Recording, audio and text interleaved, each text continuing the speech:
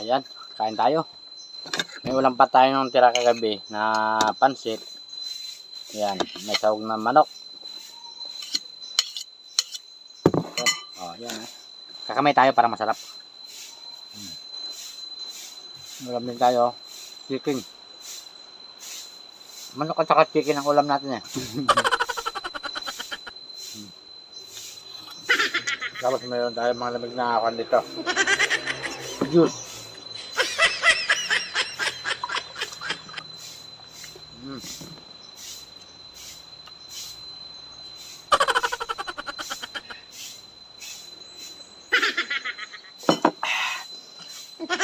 Ayan.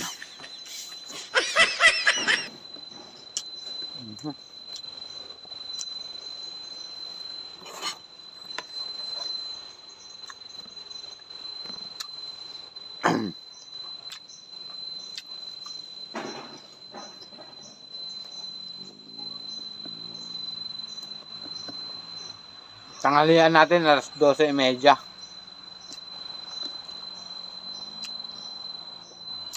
Kasi may mga dumating na naman tayong bisita kaya medyo tinatanghali tayo ng pagkain.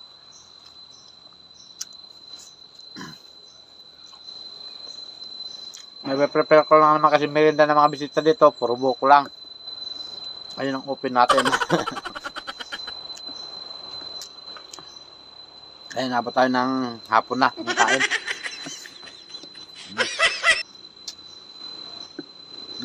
Dami yun.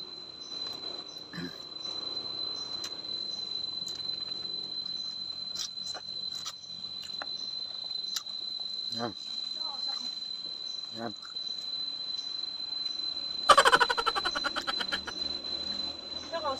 Ayan.